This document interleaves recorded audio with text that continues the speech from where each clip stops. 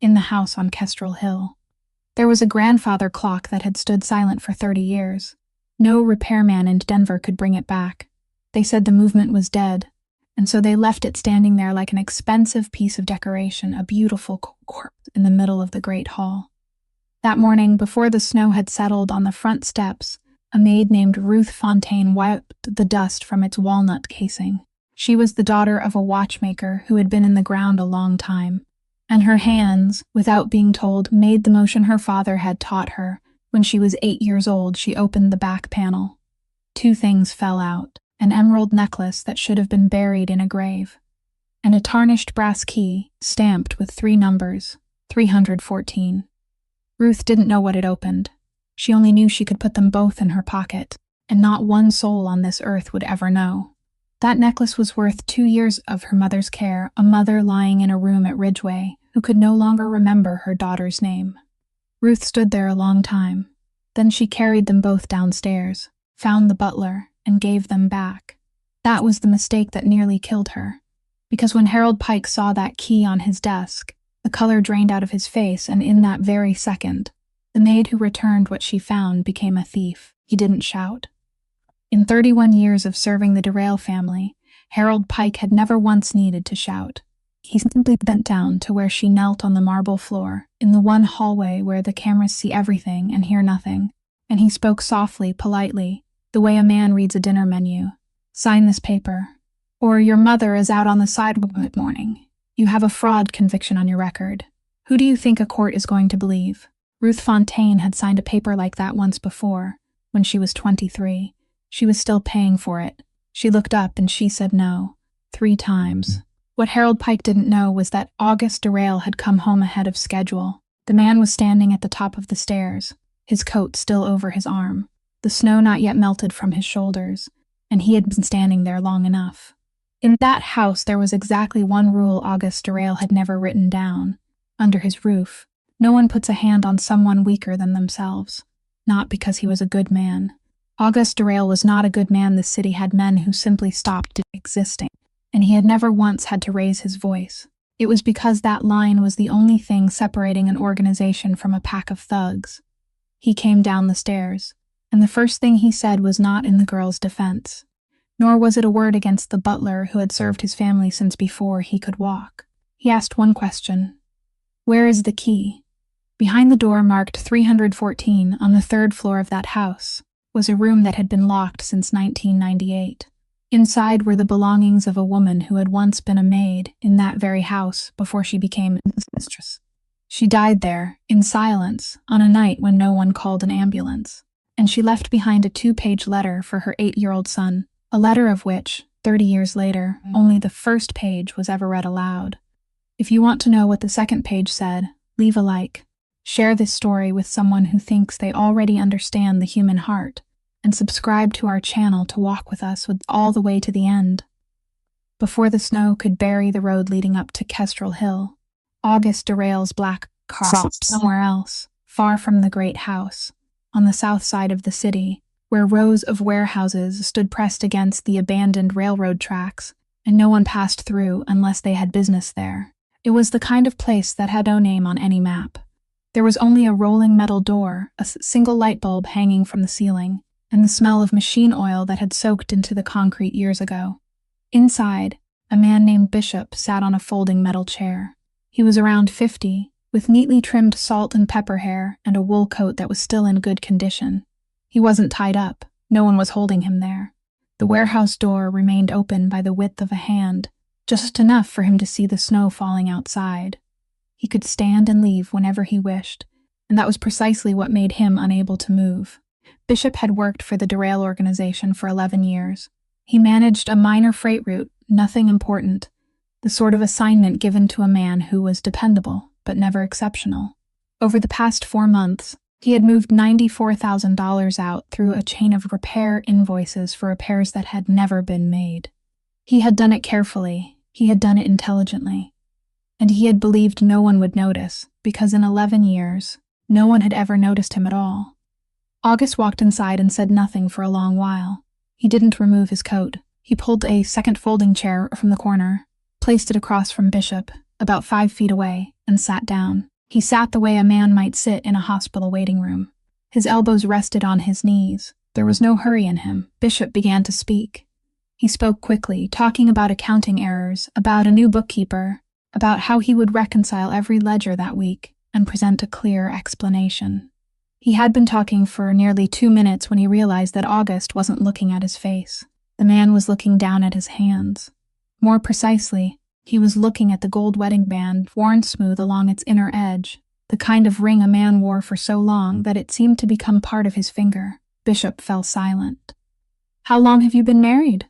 August asked. The question dropped into the middle of the warehouse like a stone falling into a well. Bishop blinked.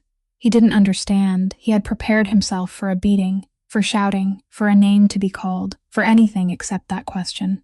19 years, he said. His voice went rough on the final word. August nodded slowly, as though considering a figure in a report. 19 years. He repeated it, not for emphasis, but to hear how it sounded in the empty space. That means someone has trusted you for 19 years. Far longer than I ever trusted you. Bishop opened his mouth. Nothing came out. August still didn't raise his voice. He had never raised his voice in this warehouse, in any warehouse, with anyone. It was one of the things people said about him in Denver, and like most of the things people said, it was true in the most unsettling way. A man who knew how to ruin another man's life didn't need to shout. Shouting was for men who weren't certain they could do it. 94,000, August said.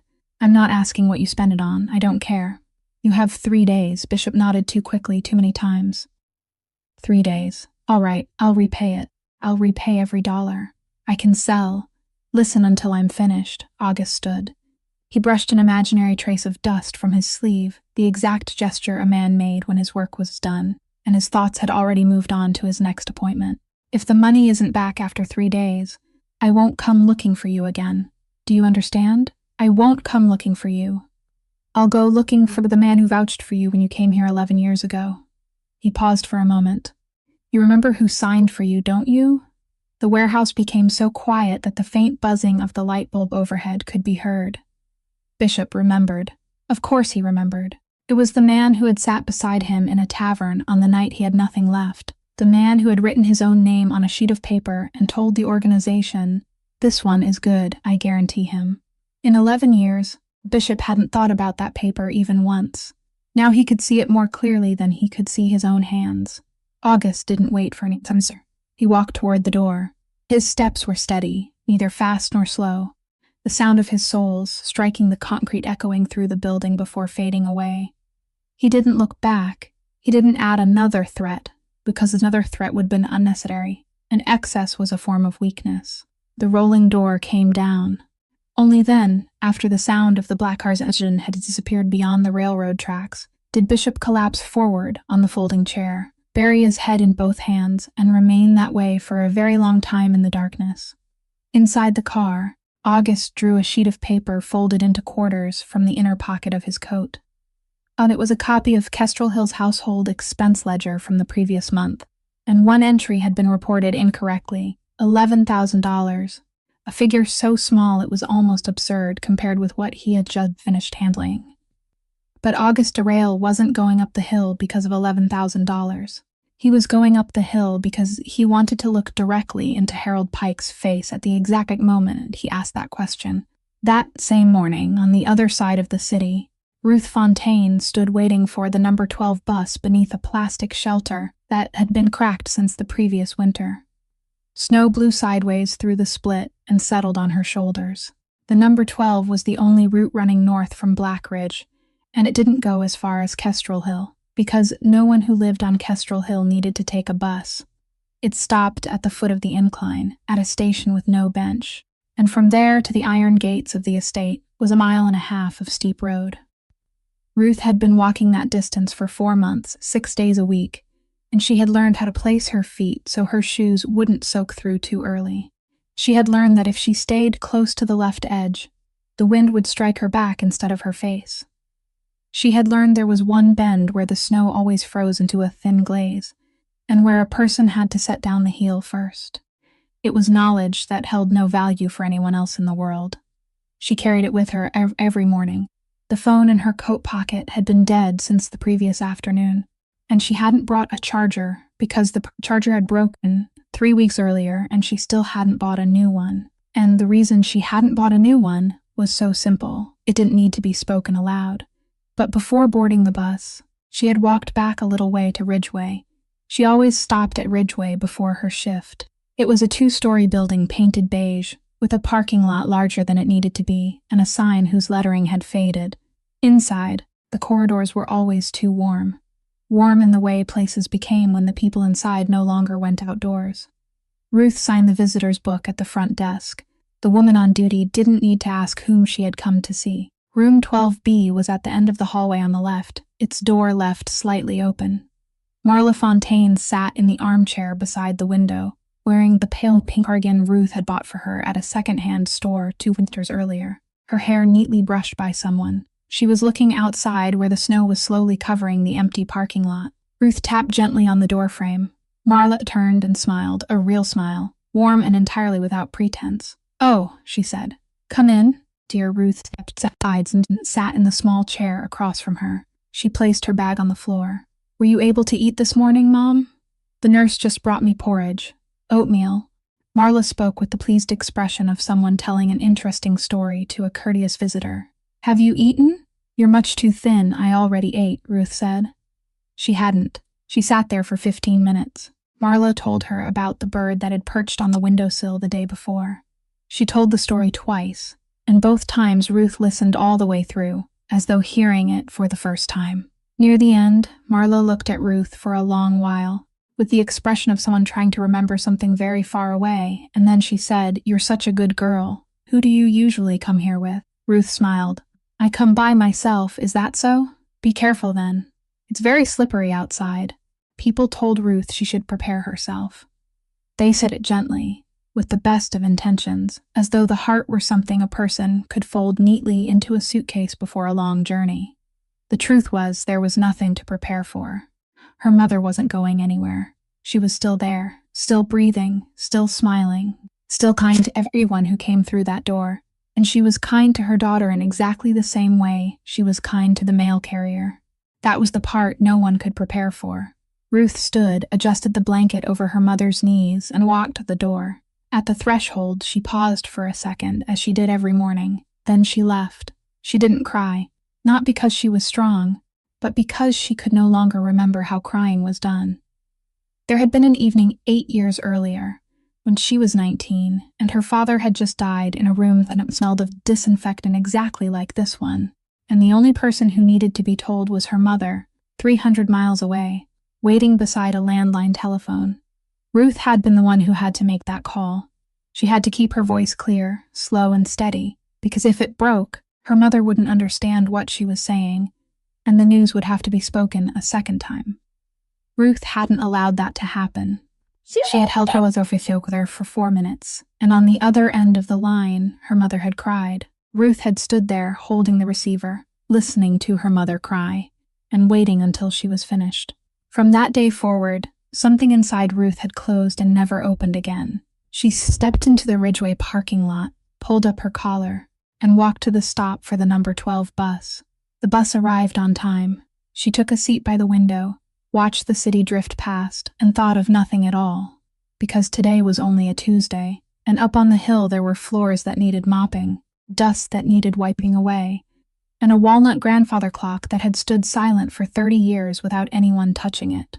On the number 12 bus that morning, Ruth sat with both hands resting in her lap, and anyone who looked at her would see only a 27-year-old woman in the gray uniform of a cleaning company, traveling to her morning shift. Nothing remarkable about her. No one on that bus knew that 4 years earlier, this woman had once had a desk of her own, an employee identification card with her photograph on it, and a small amount of savings in the bank. She worked for a life insurance company whose offices occupied the 4th floor of a glass building on Lawrence Street, in the claims processing department. Her job was to examine documents, verify dates, and forward files to her supervisors. She was good at it. She did it for 2 years without a single error appearing on any of her performance reviews. Her direct manager was a man named Wendell Croft, a balding man who always wore pale blue shirts and always remembered the names of every employee's spouse and children. He called Ruth the kind of person every department needed, He said it at the Christmas party, and Ruth believed him, because she was 23 that year, and at 23, people still believed that if they did everything right, everything would be all right. One September afternoon, Croft walked past her desk, placed a thick stack of documents in front of her, and pointed to the final line on the 4th page. He told her it was the settlement file for a group of corporate clients, that the legal department had approved it the previous week, that he was late for a meeting, and needed a signature confirming the records had been verified. Ruth picked up the papers and began turning the pages. Croft smiled, the same gentle smile she had seen hundreds of times before. He said, "Why waste your time reading it? Just sign. It's only a formality." Ruth signed. She signed because he was her supervisor. She signed because in 2 years he had never given her anything that seemed wrong. She signed because it was 4 o'clock in the afternoon, because she still had 20 other files on her desk, and because the thought that the man who remembered his wife's name might be deceiving her had never crossed her mind, not even for a second. That signature took her about 2 seconds. 3 months later, everything came apart. The amount was $1,800,000, withdrawn through a chain of claims filed for clients who didn't exist, and throughout that entire chain, only one name appeared on the verification line. When the investigators arrived, Croft was ready. He had emails, he had meeting notes, he had a coherent story about a young, intelligent employee who understood the system too well and had taken advantage of his trust. He told that story with tears in his eyes. Ruth sat in a small room for 6 hours and tried to explain that she hadn't read the documents, that she had been told it was only a formality. And as she heard herself saying those words, she understood at once that nothing in the world sounded more like a lie than that particular truth. Her court-appointed attorney advised her to accept a plea agreement. She did. 2 years of probation, no prison time, and a conviction containing one word she would carry for the rest of her life: fraud. Croft was never prosecuted. He moved to another company in Phoenix and, according to something Ruth read once and never searched for again, he still remembered the names of every employee's spouse and children. Then came 4 years. 4 years of applications and 4 years of polite letters in return. No one told her it was because of the conviction. They said the position had already been filled, that her qualifications were very impressive, that they would keep her information on file and contact her when a suitable opportunity became available. Ruth learned that an invisible wall of glass stood between her and every job that required a background check, and that wall never broke, no matter how many times she knocked against it. The only places she could reach were the ones where no one bothered to check. The contracted cleaning company paid $14 an hour, asked nothing about her past, asked nothing at all, and needed people willing to report for work before daylight. Ruth signed that contract with the same hand that had signed Croft's paper. This time, she read every line. She read all 4 pages twice, while the recruiter sat waiting and glanced at the clock. Now, on the number 12 bus, Ruth slipped one hand into her coat pocket, following a habit she no longer noticed herself doing. Inside was a small object made of soft plastic, a hospital wristband, yellowed with age, bearing a line of faded print, "Baby Girl Fontaine." She didn't take it out. She only let her fingertips rest against it for a moment, the way someone might touch a pebble carried in a pocket, and then she withdrew her hand. The bus braked at the foot of the incline. The doors opened. Snow blew inside. Ruth stepped down and began walking up the hill. 4 months earlier, on a late autumn afternoon, Harold Pike sat in the steward's office on the ground floor of Kestrel Hill, with a cup of cold tea beside his elbow and a personnel list sent over by the cleaning company. It was the kind of paperwork he handled every quarter, so tedious that he usually skimmed it in 2 minutes and signed. The outside contractor changed workers constantly, and to him those names were no different from the rows of figures on an electric bill, there to be approved and then forgotten. He turned to the 2nd page, his eyes moving across the column of names, and then he stopped. Fontaine. The cup of tea remained untouched. He placed one fingertip on that line and left it there, and for a very long moment Harold Pike didn't move. 31 years of service to the Derail family had taught him something no school ever could. Memory was the only possession no one could confiscate. He remembered everything. He remembered who had walked through which door, in which year, and who had left without ever returning. And he remembered a clockmaker.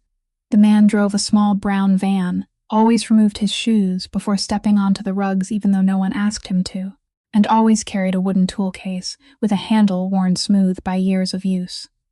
He came to the house perhaps a dozen times over the course of several years to care for the family's clock collection. And during all those visits, only one person in the house ever called him by his name. Not by his occupation, not by the word people used for a tradesman, by his name. Pike had stood at the end of the corridor and heard it more than once. He hadn't forgotten. He also hadn't forgotten that the clockmaker was the last person to remain in the Great Hall for a long time on a winter afternoon in 1998, bent over the mechanism of the grandfather clock, while the lady of the house stood beside him and spoke in a voice so low that no one else could hear. 3 months later, the lady of the house died. The clock stopped. The clockmaker never returned to the house, and over the following 3 decades, Pike summoned 7 different clockmakers from Denver, and all 7 told him the same thing, that the mechanism was dead, that it couldn't be repaired, that restoring it would cost more than the clock itself's worth. Pike nodded, thanked each of them, and showed them to the door. He never asked why the 7 finest clockmakers in the city had failed to find the problem. There were questions a wise man asked only in the privacy of his own mind, and there were questions an even wiser man never asked at all, choosing instead to leave that door closed and go on living for another 31 years. But now, on the second page of a tedious personnel list, there was a surname. Pike sat there for a long time. Then he opened a drawer, took out his fountain pen, and began asking questions in his own way, which meant asking no one at all. He looked up the conviction. He looked up the records. He found a 7-year-old woman with a fraud conviction, 2 years of probation, no steady employment, no home of her own, and a mother in a care facility on the south side of the city, whose monthly bills far exceeded her income. Pike read every line and felt something very close to relief, because a person like that wasn't dangerous. A person like that had a price. Only one question remained, the question that had stood in his mind for 30 years, and now he could finally answer it. What had the clockmaker told his daughter? He picked up the telephone and called the cleaning company's coordinator. He said the house needed another worker for the morning shift. He said he had reviewed the list and found one name that seemed suitable. The person on the other end hesitated, mentioned the record, mentioned procedure. Pike interrupted with perfect courtesy. He said he believed in giving people second chances, and that this had always been a tradition of the Derail family. His voice was warm. The coordinator thanked him. And so, on an early November morning, Harold Pike personally led Ruth Fontaine around the ground floor, showing her where the supplies were kept, where she could change, and which areas she was permitted to enter. He walked slowly, with both hands clasped behind his back. When they passed through the great hall, he paused for a few seconds in front of the walnut grandfather clock and told her to dust only the outside and not touch anything else. Ruth nodded. She knew nothing. She saw only an elderly, courteous steward who had given her a job no one else in the city was willing to offer. She thanked him, and Harold Pike, the most cautious man in that house, had personally brought the only person in the world who knew how to open the back panel of that clock and placed her directly in front of it every morning, 6 days a week, for 4 straight months. The internal bell rang throughout the house, 3 short chimes, a signal Harold Pike hadn't used in 4 years. People abandoned whatever they were doing and made their way toward the East Hall. The cook, Delphine Okonkwo, arrived with her apron still on and a stack of napkins in her hands, because she had been folding them for lunch when the bell rang and hadn't known where to put them. The driver, Terrence Vale, came in from the garage carrying the smell of gasoline and cold air with him. The 2 gardeners arrived, along with 2 maintenance workers, the young woman assigned to the afternoon shift, the kitchen assistant, the linen room manager, and 2 security officers dressed in black uniforms. Altogether, there were 11 people. Without anyone telling them to, they formed a line along the wall, about 4 steps from where Ruth Fontaine was kneeling on the floor, and not one of them crossed that invisible boundary. Pike stood in the center. He needed no platform, no height, nothing at all. He clasped his hands behind his back and waited until the sound of the final footsteps faded. Then he began to speak, and his voice was so quiet that those at the far end of the line had to lean their heads forward. It was a technique he had perfected over 3 decades. People weren't afraid of shouting. They were afraid of having to strain, to hear their own sentence being pronounced. He said he was deeply saddened. He said that in 31 years of serving this house, what had hurt him most was never the great offenses, but the times he had placed his trust in the wrong person. He said that he had personally recommended hiring Miss Fontaine against the advice of the staffing company, that he had known about her record and had still given her an opportunity because he believed people could change. He let those words hang in the air for several seconds. Then he said, very softly, that today he had learned an expensive lesson. In the line along the wall, Delphine lowered her eyes to the stack of napkins in her hand. She folded one. The fold came out wrong, uneven instead of square.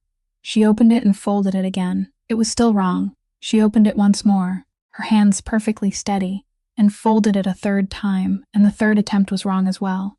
And she continued like that, her eyes fixed on the white cloth throughout the entire time Pike spoke. Terence Vale stood 3 people away. He kept his right hand in his trouser pocket and turned his ring of car keys around his index finger, 1 rotation forward, 1 backward, then forward again.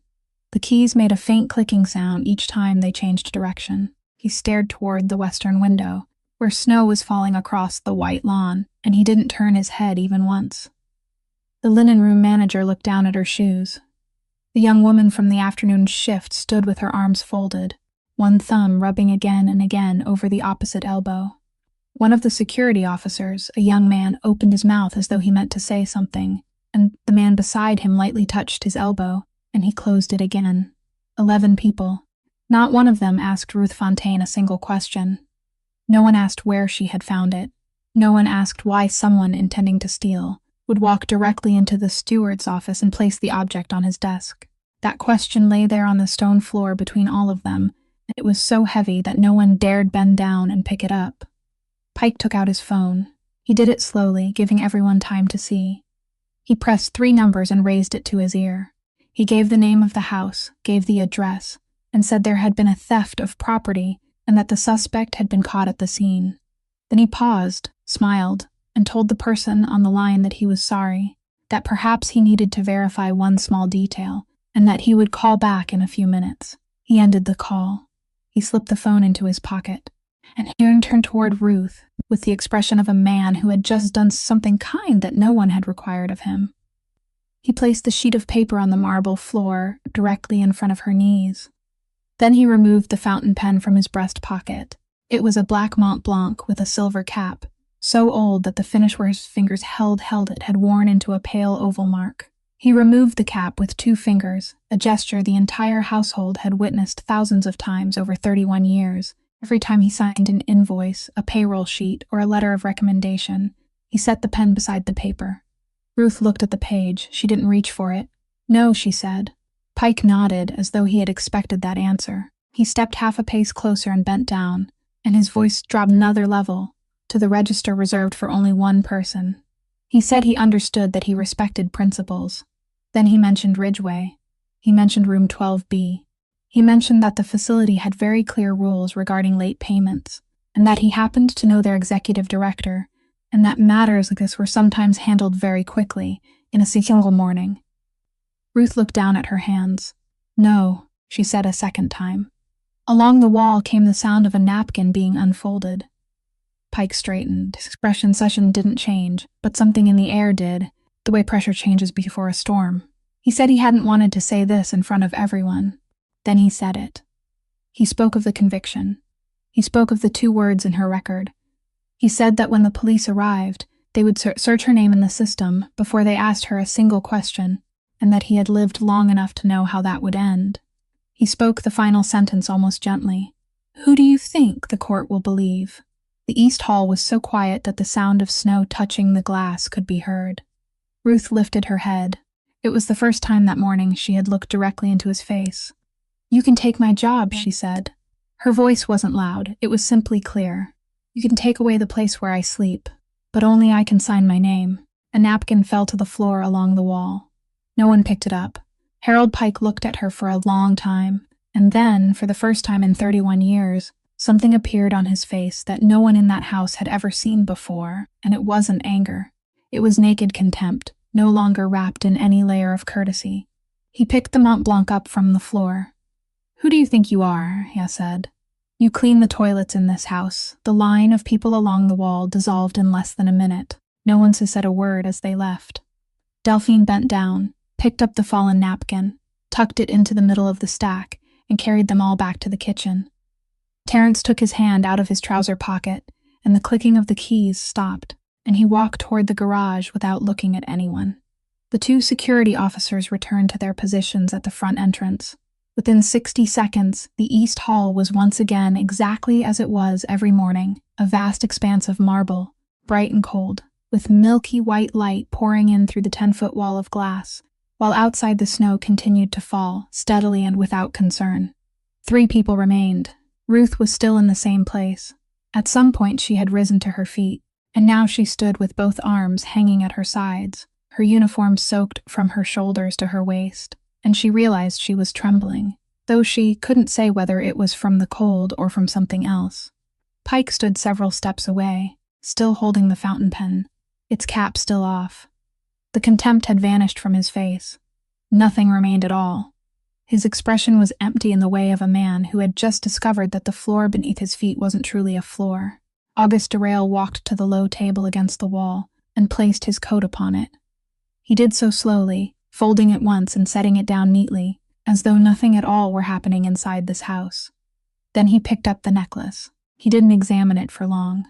He closed it in his palm, felt its weight, and slipped it into the pocket of his suit jacket beside the key. Then he turned toward Ruth and looked at her for the first time. Not at the uniform, not at the shoes. He looked directly into her face, with the gaze of a man accustomed to measuring property and people by the same standard, and Ruth found it more unsettling than anything Pike had done all morning. "You could sold it," he said. Ruth didn't have time to think. The answer left her mouth before she could decide whether it was wise. "It wasn't mine." Nothing moved in the hall. Auguste stood still. In his mind, something had just been placed upon a scale, and the scale hadn't shifted, and he wasn't accustomed to that. Over the past 6 months, he had sat across from men wearing $3,000 suits, men with degrees hanging on their walls and voices trained for persuasion, and every sentence that came out of their mouths had been calculated 3 moves ahead. He had heard promises. He had heard explanations. He had heard a man in a warehouse on the south side of the city speak about accounting errors for exactly 2 minutes without pausing to breathe. Not one of those words had been true. And now, inside his own house, a woman stood drenched on the stone floor, driven against the wall with the only weapon capable of reaching her, and her answer was so brief that it was almost foolish. There was no strategy in it. It didn't plead. It didn't mention the mother at Ridgeway, though she easily could have, and anyone in her position would have done so. "That's the most foolish thing I've ever heard," Auguste said. Ruth didn't lower her eyes. "And it's the only thing I've believed in 6 months. He turned away before she could react. He walked toward Harold Pike and stopped about 3 feet from him, and he said nothing for so long that Pike was forced to fill the silence himself. He began talking about procedure.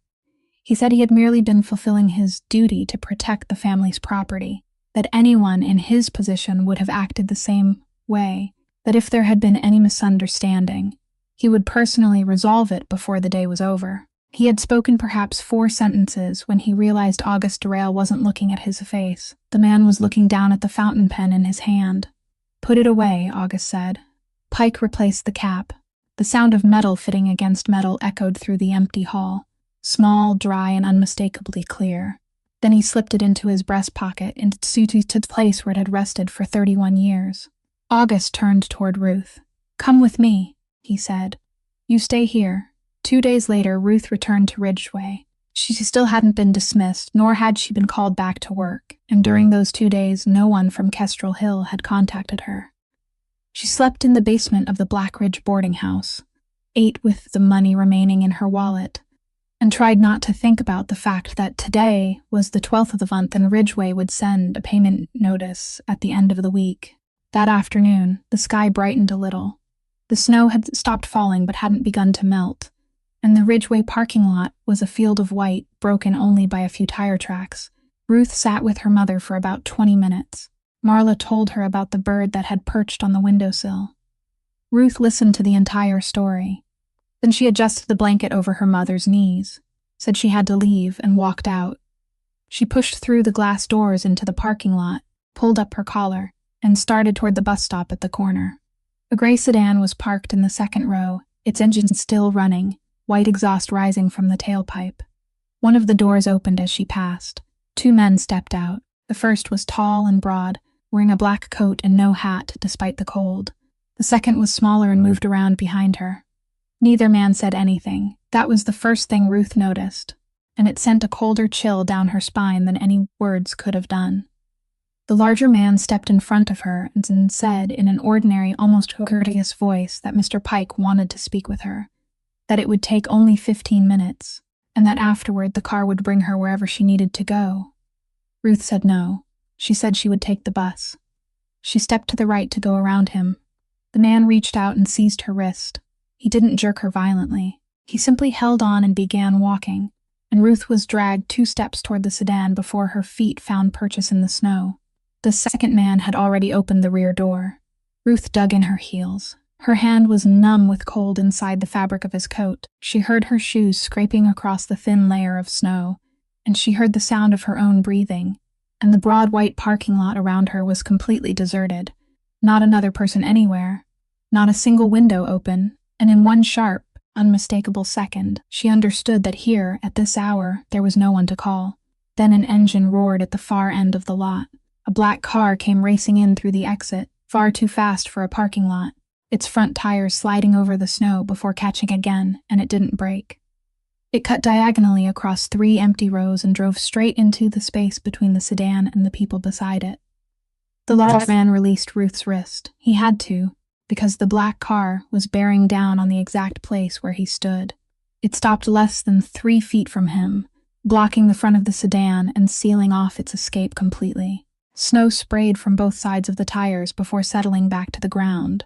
The rear door of the black car flew open from the inside. No one said a word. Ruth ran 3 steps and threw herself into the car. The door slammed shut behind her. The car reversed, turned in a single smooth motion, and sped out of the parking lot before the 2 men could get back into their sedan. The entire thing lasted no more than half a minute. Ruth collapsed against the back seat, breathing hard, both arms still wrapped tightly around her bag. She lifted her eyes to the rearview mirror. Terrence Vale was driving. He said nothing. He didn't ask whether she was all right. He simply watched the road and kept the car at a steady speed, both hands resting on the steering wheel in precisely the position taught in driving school, and there was nothing at all on his face. They had traveled about 6/10 of a mile when Ruth sat upright. "You knew I was there," she said. Terrence didn't answer. "No one knows I visit at this hour." No one. He changed lanes, let a truck pass, then moved back again. "Mr. Vale," she looked into the mirror, "I'm asking you one question. Why did you come?" Terrence glanced at the rear view mirror, and his eyes met hers for exactly 1 second before returning to the road. In that house, he had been the man standing along the wall, turning a ring of keys inside his trouser pocket while she knelt on the floor 4 steps away, and he hadn't opened his mouth even once. Ruth still remembered that faint clicking sound. She would remember it for a very long time. "Can you hear me?" she said. Terrence switched on the turn signal. He turned onto Colfax Avenue, and only after the car was traveling straight again did he speak, and he said only 1 sentence. "Don't thank me yet." Ruth waited for the rest of the sentence. It never came. She leaned back against the seat and looked through the window, and she thought that this was the way a man spoke when he wasn't accustomed to being thanked, a man who knew he had stood still 2 grays earlier, and now didn't praise for the 30 seconds that had just passed. That was what Ruth believed. She would hold on to that belief for many days, and it would soften her toward him far more than it should have. In the front seat, Terrence Vale drove south, his left hand gripping the steering wheel so tightly that his knuckles had turned white, and he didn't say another word for the rest of the journey. The black car didn't take Ruth back to Blackridge. It went straight up Kestrel Hill, and when the iron gates opened, Terrence Vale still said nothing. He merely stopped at the east entrance, waited until she stepped out, and then drove away. August Derail was waiting on the steps without a coat, his hands in his trouser pockets.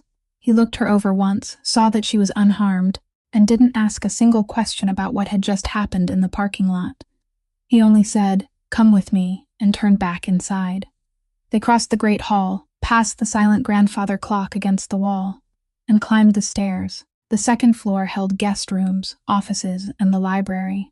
The third floor was different. Ruth had never been up there in 4 months. The third floor corridor was narrower, the ceiling lower, and there were no paintings on the walls. The only light came from a window at the far end of the hall. The wooden floor creaked beneath their feet, and the sound carried farther than it should have, the way sound always traveled through places where no one lived. There were 4 doors. 3 had no numbers painted on them. The last had a small brass plaque fixed above it, tarnished with age, engraved with 3 numbers. 314. August stopped in front of it and stood there for a while. He didn't take out the key immediately. Ruth remained about 1 step behind him, and she realized that his shoulders had tightened beneath his shirt, and that this man, whose name the whole city of Denver spoke in lowered voices, was standing before a wooden door as though he were facing something heavier than the door itself. Ruth asked nothing. That was why she was there, though she didn't know it then. August had 40 people under his command. He had lawyers, accountants, men willing to drive through the night if he called. Not one of them could stand in this hallway, because every one of them had something to take from him, a contract, a position, a debt erased, and whatever they saw inside that room would become something they possessed about him. The woman standing behind him had nothing to take at all. She had held the necklace in her hand and returned it. That was the entire reason. He inserted the key into the lock. It didn't go in at first. He had to turn it slightly, pull it out, and try again, and on the third attempt the lock released with a dry click. The sound of metal that had remained still for 30 years. The door opened inward. The air inside was thick and motionless. It didn't smell damp or moldy as Ruth had expected. It smelled of dust, wood, and something else very faint, the trace of a perfume that had evaporated long ago, leaving only its shadow soaked into the fabric. It was an ordinary room. That was what made it frightening. Ruth had prepared herself for something sealed away, draped in white cloth, a tomb. But room 314 was simply a room someone had walked out of intending to return. There was a cup on the bedside table, dried empty, with only a brown ring of residue left inside. There was a book lying face down, still open to the page where someone had stopped reading, its spine permanently bent into that shape. A shawl rested over the back of a chair. A pair of reading glasses lay folded beside the book. Dust covered everything in a fine, even layer, untouched, and that dust said everything, because it showed that for 30 years no one had entered to clean, to put things away, to pack them up and give them away as people usually did. August didn't go far into the room. He stood in the center and touched nothing. Ruth walked toward the wardrobe in the corner, because one of its doors stood slightly open, and she pulled it wider. Inside were a woman's clothes. Dresses, coats, a fur wrap, flattened by time. They hung in a row, expensive, tailored, the sort of clothing the lady of the house on Kestrel Hill would have worn. And at the very end, pressed against the side of the wardrobe, hanging alone from a wooden hanger, was a maid's uniform, gray fabric, white collar, an apron neatly folded and draped across the lower bar. It had been washed, pressed, and hung there by the hands of the woman who had owned it, and it had remained there for 30 years among the silk dresses, never discarded, never hidden at the bottom of a box. Ruth stood looking at it. She said nothing. She looked down at the gray uniform she wore, then back at the uniform inside the wardrobe, and she felt something in her chest collapse very slowly. Behind her, Auguste Derail had turned his face away. He stood looking through the dust-covered window, his shoulders motionless, and for a long time he couldn't speak at all. Ruth didn't turn around to look at him. She allowed him to stand there. It was the only kindness she could offer, and she offered it by not looking. The box lay in the bottom drawer of the wardrobe, behind a row of shoes, where a person had to kneel before it could be seen. Ruth found it because she was accustomed to kneeling in places like that. It was made of tin, about the size of a cookie box, painted with a blue pattern that had peeled away at all 4 corners. She pulled it out, set it on top of the dresser, and brushed away the dust with the back of her hand. The lid wasn't locked. Inside were a stack of letters, several yellowed instant photographs, a horn comb, and a cream-colored envelope lying separately on top. Unsealed, without a stamp or an address, 3 handwritten words appeared across the front. For my son. Ruth picked it up and turned around. August was still standing in the same place, his back to her, staring through the dust-covered window. Mr. Derail. He didn't turn immediately. There's something here, she said. He turned. Ruth held out the envelope, and across the distance of about 6 feet between them, she watched Auguste Derail, read the 3 words written on its front, and she saw them reach him. It lasted less than a second. Then his face closed again, exactly as it had been before. He stepped forward and took it. He didn't open it at once. He held it in both hands, turned it over once, and Ruth saw his fingertips trace the fold along the edge of the envelope, the unconscious gesture of a man confirming that the thing in his hands was real. Then he drew out the sheet of paper. He began to read, not silently. He read aloud, slowly and evenly, his voice flat as though he were reciting a clause from a contract. And only much later did Ruth understand that it was the only way he could read it without breaking apart. Because if he read it silently, the voice inside his head would be the voice of the woman who had written it. And he couldn't endure that. The woman in the letter wrote that she was sitting at her dressing table, that snow was falling outside the window, and that she had tried many times to say these things aloud, but had never managed to do it. She wrote that she was sorry for the way she had chosen to speak. Then she wrote that passage. You will grow up in this house, and people will teach you that there are 2 kinds of people in the world. They won't teach you with words. They will teach you by the way they look at the person who carries food to their table, and by the way they don't look at the person who opens the door for them. You will learn it without knowing you are learning. Don't believe it. I scrubbed the floors of this house before I slept in its bed. I am still your mother. Auguste's voice didn't change on the final sentence. That was what Ruth remembered most. It didn't tremble, didn't catch, didn't slow. It remained as flat as the voice of a man reading figures, and that was what made it unbearable. He read to the end. He stood motionless for about 2 seconds. Then he folded the paper along its original creases, folding it into thirds with care, pressing his fingertips over the folds until they lay flat, and he reached it inside his suit jacket and placed it in the left pocket. He didn't hand it back to Ruth. He didn't return it to the box. He put it in his own pocket, close to his heart, and Ruth thought it was the most natural thing in the world, because it was a letter from his mother to him, and he had waited 30 years to receive it. She didn't think about it for another second. No one in her position would have. Auguste walked toward the door. At the threshold, he stopped and said, "Stay as long as you like. No one comes up to this floor." Then he left. For the rest of that day at Kestrel Hill, no one heard Auguste Derail speak another word. Ruth remained in room 314 for a while longer, then went down to the great hall. She didn't know why she had gone there. Her feet carried her on their own. The hall was empty.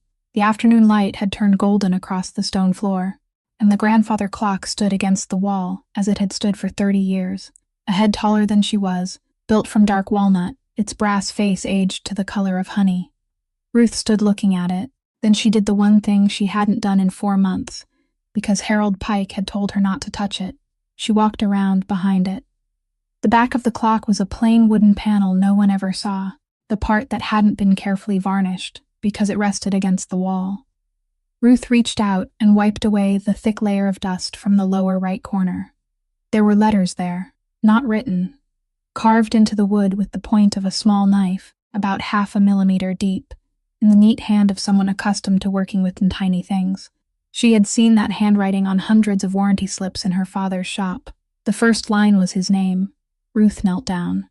She wiped away more dust. Directly beneath it, about the width of 2 finger joints away, was a second line, also carved into the wood with the same knife, but in a different hand. The lettering was slanted and delicate, with a curved flourish on the first letter. Cecile Derail. The 2 names lay beside each other, carved into the wooden panel, pressed against the wall, hidden in darkness for 30 years. Ruth sank onto the cold stone floor, and the memory returned, not like a flash of lightning, but like water seeping through cloth, slowly, rising from below. The little kitchen in Blackridge. Her father sitting at the table with a magnifying lens clipped over one eye, telling stories while he worked, because he always told stories while he worked. He told her about the houses he visited, and there was one house on a hill that he spoke of more than any other, not because it was large, but because there was a lady in that house. He said, "Everyone there calls me the clockmaker.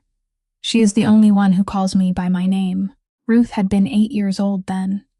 She had heard that story more times than she could remember, and had never once asked what the woman's name was, because to an 8-year-old child, that wasn't the important part. 3 men drove from Kansas City to Denver through the night and arrived while it was still dark. They didn't go to the warehouse on the south side. August chose a different place, an old freight depot west of the city, with a corrugated metal roof, a concrete floor, and a folding metal table in the center with 4 chairs already arranged around it. No one else was in the building. That was the first thing the 3 men noticed when they entered, and it was what unsettled them most. They had prepared themselves for a line of men dressed in black standing along the walls. There was no one. Only a table, 4 chairs, and Auguste Derail already seated on the opposite side, without a coat, his shirt sleeves rolled to the elbows, reading something on his phone. He looked up, turned off the screen, and placed the phone face down on the table. Sit, they said. He sat. The leader of the 3 was named Ansel Rourke, with silver hair at his temples and a watch larger than it needed to be. He began by saying he regretted having to travel so far in weather like this. He said there appeared to have been a few misunderstandings between the 2 sides, that Kansas City had never intended to interfere in Denver's affairs, and that if someone had acted beyond his authority, then it had been that man's personal decision, not official policy. He spoke for quite a while. He spoke well. It was the kind of language August had heard hundreds of times over the past 6 months, language polished until it became too smooth to hold, and he listened to all of it without interrupting once. When Rourke finished, August reached into the inner pocket of his suit jacket. The 3 men across the table went rigid for exactly 1 moment. He took out a thin bundle of folded papers, perhaps 3 or 4 sheets, and placed it on the metal tabletop, directly in the center, about the width of a hand from Rourke's fingers.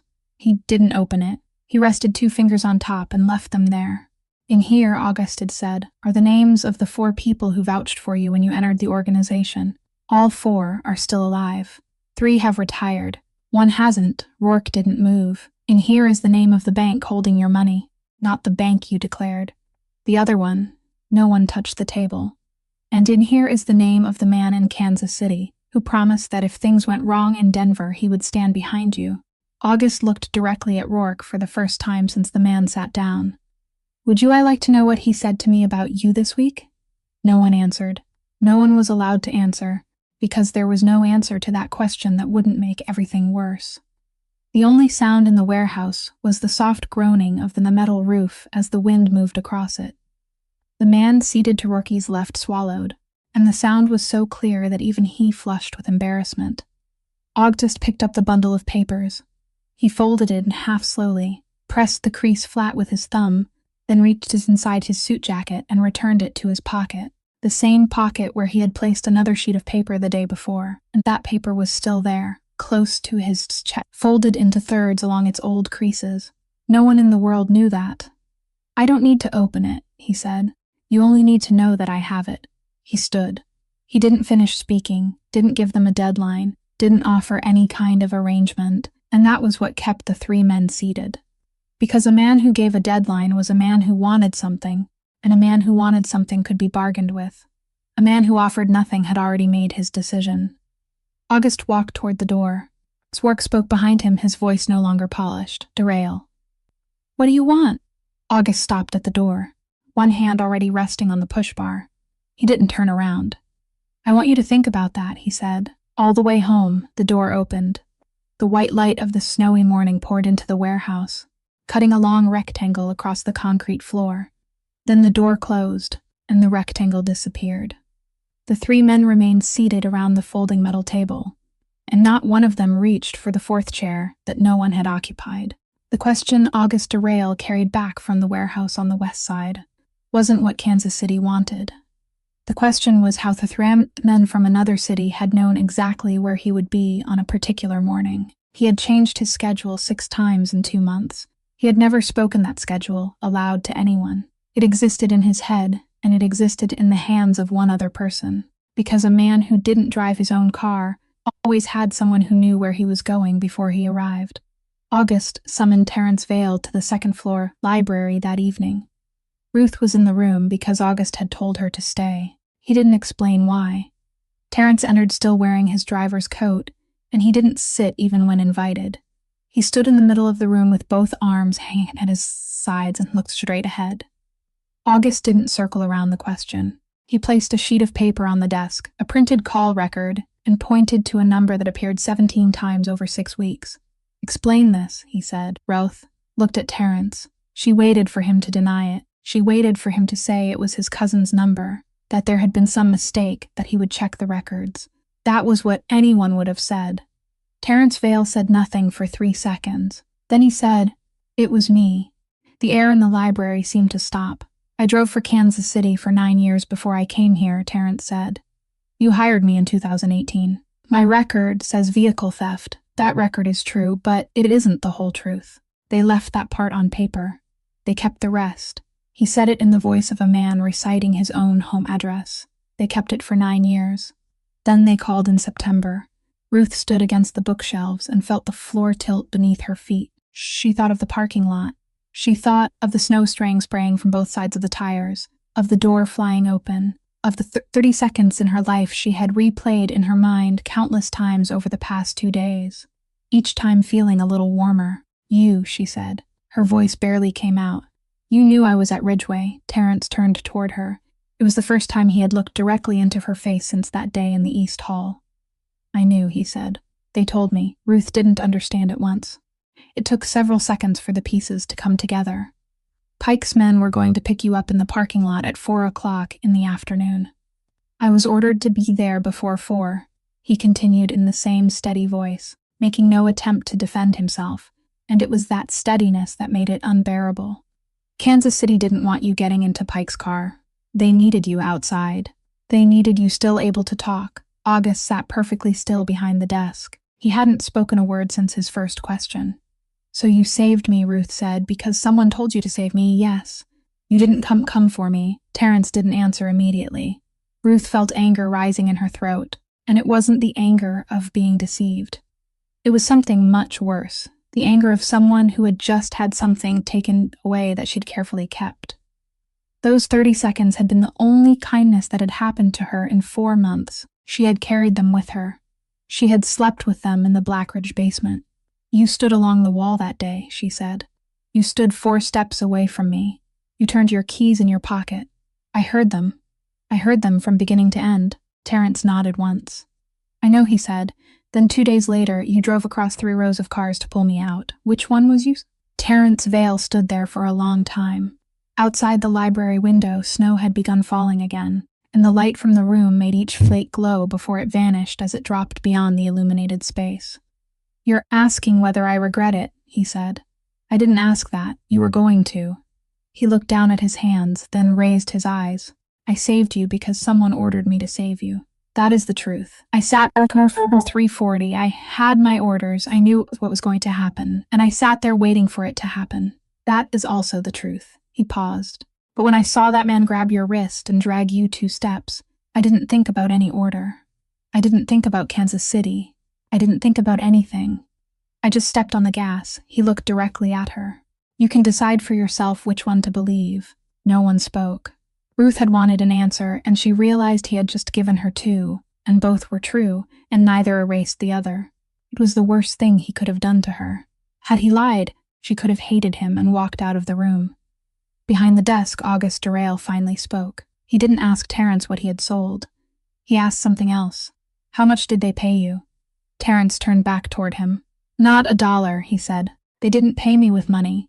They paid him with the file." Terrence Vale explained it in 2 sentences, and then he sat down for the first time, not because anyone invited him to, but because his legs could no longer keep him standing. 9 years earlier, when he left Kansas City, they had put only the lightest part on paper and kept the heavier part for themselves, and for 9 years that heavier part had remained in a drawer in a city about 435 miles away, doing nothing, simply existing. That was its entire value. In September, they called and told him the time had come. They didn't ask for money. They didn't ask him to do anything that would hurt anyone. They only asked very small questions. Where would he be going tomorrow morning? Who would be riding in the car with him? How long would the car remain stopped? Terrence answered each question one at a time, and with every answer, the drawer in Kansas City became a little lighter. "What did you think they wanted?" August asked. Terrence shook his head. "I didn't think. No one pays me to think." August rose from behind the desk. He walked to the window and stood there with his back to both of them, watching the snow fall through the pool of light cast by the lamp outside. He remained that way for quite a while. Then, without turning around, he said, "They don't want me dead." Ruth looked up. If they wanted me dead, there were 10 cheaper ways to do it, and they would have done it in September. No one spends 3 months buying a man's schedule when they intend to kill him. They buy his schedule so they'll know when he isn't somewhere. He turned around, and Ruth saw the realization strike him.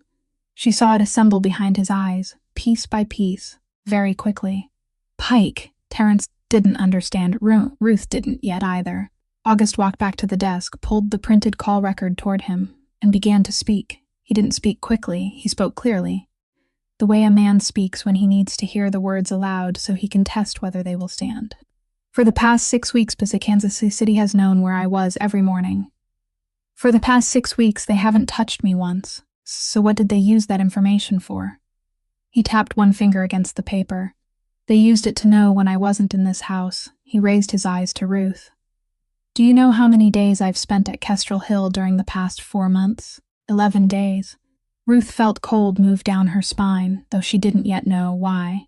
Harold Pike has taken $2,600,000 out of this house's budget over 11 years, August said. I learned that figure this morning. Kansas City knew it before I did. They didn't blackmail him. They didn't demand a share. They left him alone. He paused. Do either of you understand why? No one answered. Because a number like that buried in the accounts of my house is worth far more than the money itself. It is a door. When Harold Pike is arrested for embezzlement, federal investigators won't stop with Harold Pike. They never stop with the steward. They take all the household records. Then they take the records of the company that manages the household. Then they keep going. He placed both hands on the desk. They don't need to kill me. They only need a federal investigation to open at this address. And within 18 months since I will collapse on my own, legally, cleanly, without anyone having to fire a single bullet. Pike isn't their target. Pike is the knife. In the library, the fire cracked once inside the hearth. Ruth pushed herself away from the bookcase. She stood straight and said very softly, "No." August looked at her. "Pike isn't the knife," Ruth said. "He is the goat." She took one step forward. "I am the knife." No one contradicted her. That was the worst part. Who found the necklace? I did. Who carried it downstairs? Who was dragged into the middle of the hall in front of 11 people so the entire household could see? I was. Her voice still didn't rise. Who was Mr. Vale ordered by Kansas City to keep alive? Not Pike. No one ever threatened him. They told Mr. Vale to go to that parking lot and save me. They needed me out of that parking lot, still breathing, still able to speak, so that one day I could sit at a table with someone recording every word and tell them what happened that morning. She turned toward Terrence. He didn't argue. He didn't lower his eyes. He simply sat there and allowed her to speak, and that confirmed everything more clearly than any words could have done. Ruth turned back to August. "Then tell me," she said. "What am I supposed to do now?" "I tell the truth. I describe exactly what I saw. I do the thing I've been taught all my life that I'm supposed to do, and this house falls. You fall, and they get exactly what they want." She drew a breath. "Or I remain silent. I sign that paper. I accept blame for something I didn't do. I go to prison, and you remain safe."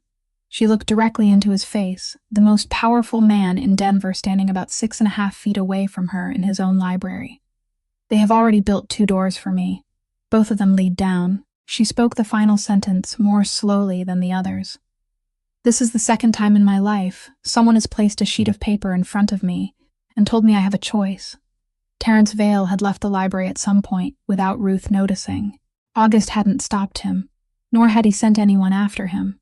And Ruth understood that this man had already decided something about Terrence, but he hadn't said what it was, and she didn't ask. Only 2 people remained in the room, along with the fire burning in the hearth. August walked to the small table in the corner, poured water from a glass pitcher into 2 glasses, and set one down on the table beside Ruth. She didn't pick it up. "Sit down," he said. She sat. "There is something I don't understand," August said. He remained standing. "That day, he gave you a way out. He picked up the phone, called the police, and then ended the call. He could let that call continue. He chose not to. He placed the paper in front of you and told you that if you signed it, no record would be made, and you could walk out of this house with your name still clean." He turned and looked at her. Do you know what everyone in this house would have done? They would have signed. Do you know what I would have done? I would have signed.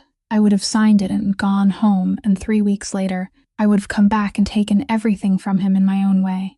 It would have been the easiest thing in the world. He paused. Why didn't you sign? Ruth looked down at the glass of water. The firelight made a small circle tremble across its surface. She hadn't told anyone this story in 4 years, not because she had hidden it, because there had been no one to tell. It wasn't something a person told a recruiter, or a boarding house owner, or a mother who no longer remembered her name. It had remained inside her for 4 years like a stone swallowed by mistake. I already signed, she said. August didn't understand. Once. When I was 23, she continued looking at the glass. A man handed me a stack of papers at 4:00 in the afternoon. He was my supervisor. He remembered the names of every employee's wife and children. I started turning through the pages, and he smiled, and he said, "Why waste your time reading it? Just sign. It's only a formality." She raised her eyes. I signed. It took about 2 seconds. Something cracked softly in the fireplace. 3 months later, everything came apart. $1,800,000. Across that entire chain, only one name appeared on the verification line, and that name was mine. He had emails. He had meeting notes. He had a very convincing story about a young employee who had taken advantage of his trust, and he told it with tears in his eyes.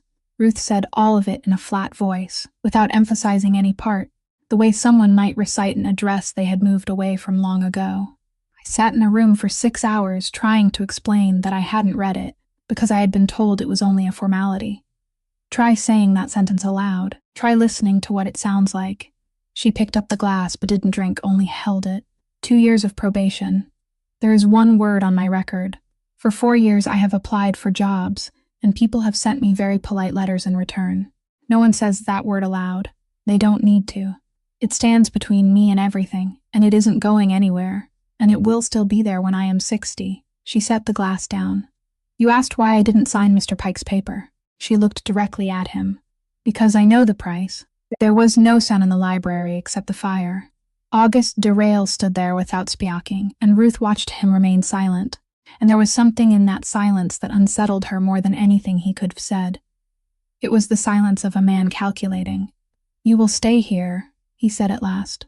There are rooms on the 3rd floor.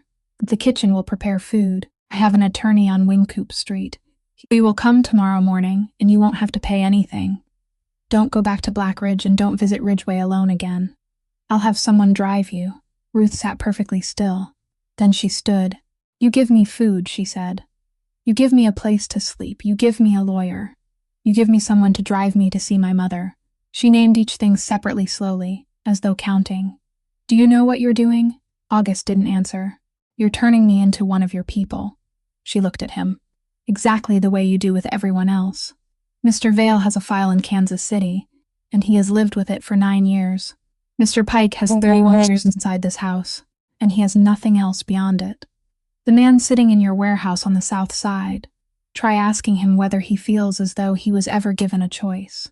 Her right hand slipped into her coat pocket, a gesture she didn't consciously make, and her fingertips touched a small object made of soft plastic resting at the bottom. She left her hand there. She didn't take it out. She said nothing about it. People don't take someone's life by imprisoning them, Ruth said. They take it by giving them the things they need until they can no longer walk away. She withdrew her hand from the pocket. I will slip on the 3rd floor tonight because it is snowing outside and I am not foolish. But don't mistake that for me becoming one of your people. Ruth couldn't sleep that night. She lay on the bed on the 3rd floor, in a room with clean sheets and nothing that belonged to her, staring at the ceiling and listening to the wind move beneath the roof. Near dawn she got up, pulled her coat over the borrowed sleepwear, and stepped into the hallway. There was light at the far end. The door to room 314 stood slightly open. August Derail was sitting inside, in the chair beside the window, someone else's chair, in a room he hadn't entered for 30 years. He was still wearing the same clothes from the day before. On the bedside table beside the dried empty cup lay a sheet of paper spread open and flat. It wasn't the page he had read aloud the previous day. Ruth stood at the threshold and saw it, and she counted. There were 2 pages, Mr. Derail. He didn't startle. He had heard her footsteps from the far end of the corridor. He didn't turn around, only said, "Come in." Ruth stepped inside. She looked down at the page on the bedside table.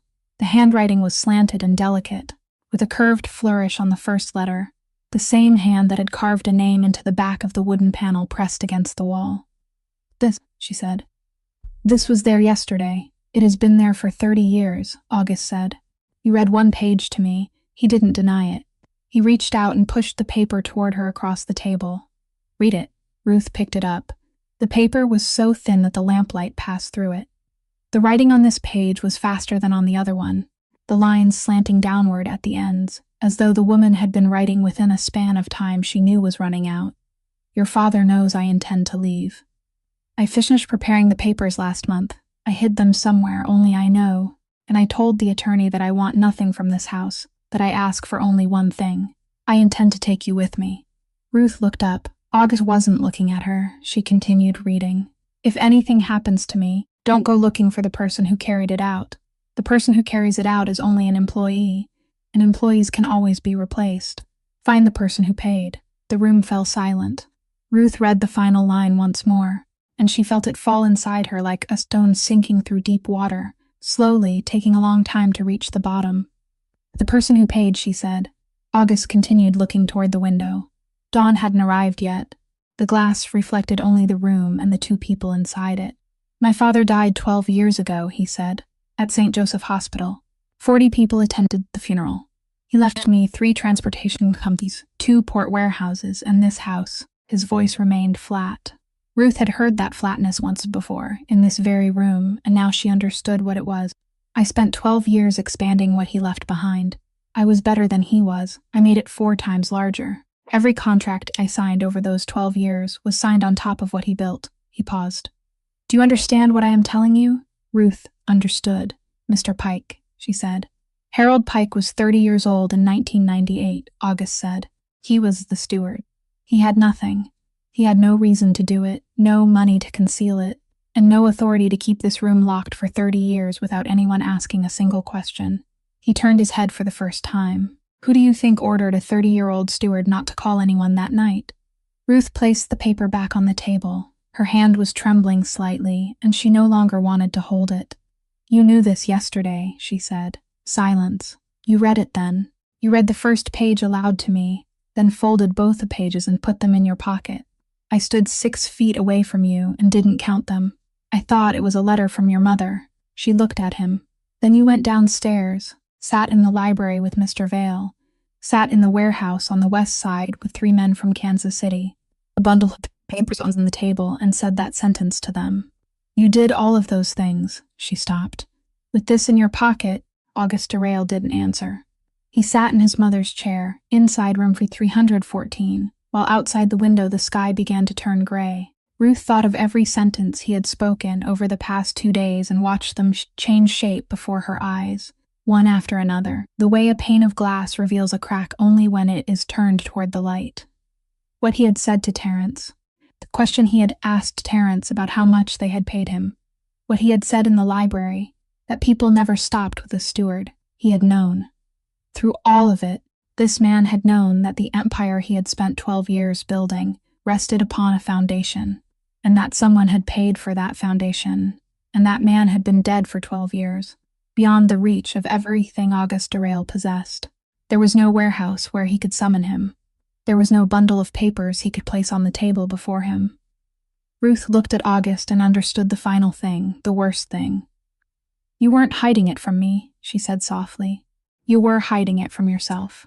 4 days later, August Derail purchased an abandoned 2-story building on 31st Street, an old warehouse with red brick walls and arched windows, and he paid cash for it in a single afternoon. He explained nothing to anyone.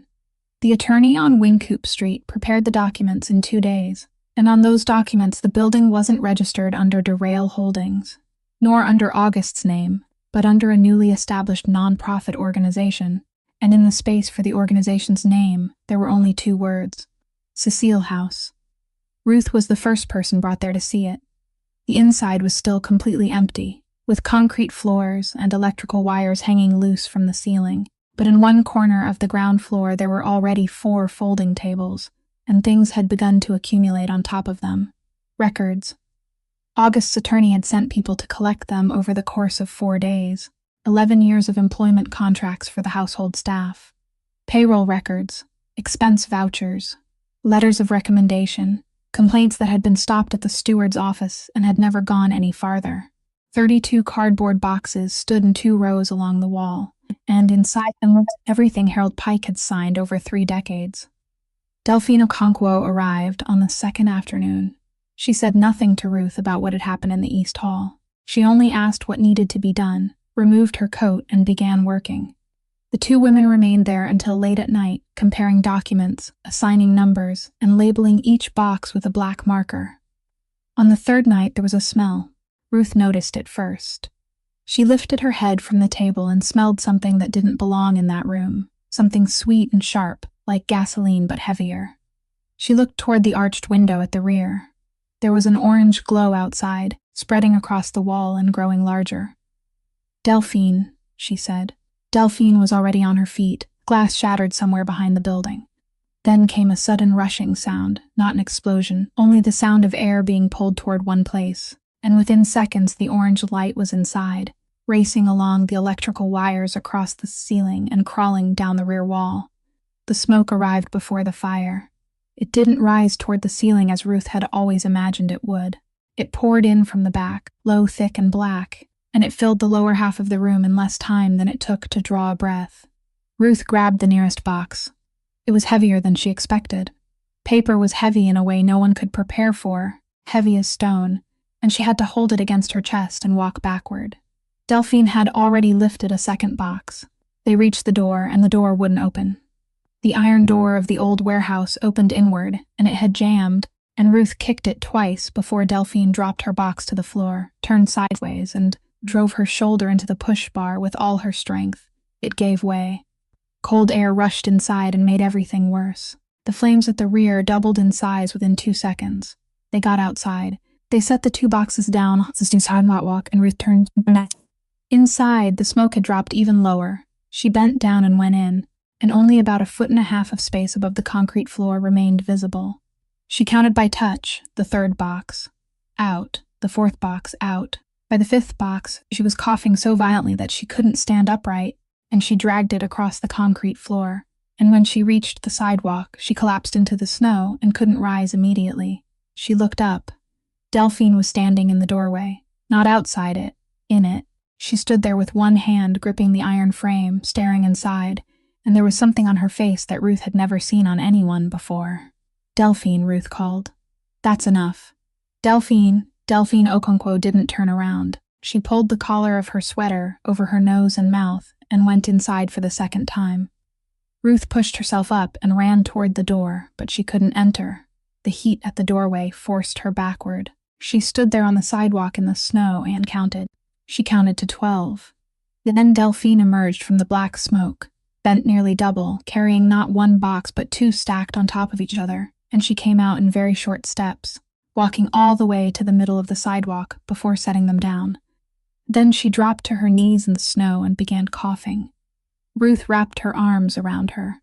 The 2 women on the sidewalk of 31st Street, snow falling onto their shoulders and melting immediately because their clothes were hot, while behind them the flames had consumed the entire ground floor and were climbing toward the arched windows of the 2nd story. Sirens approached from the north, still far away.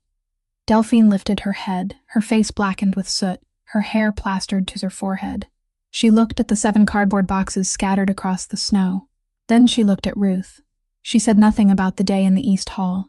She said nothing about the napkin she had folded incorrectly 3 times, while Ruth knelt on the stone floor 4 steps away from her.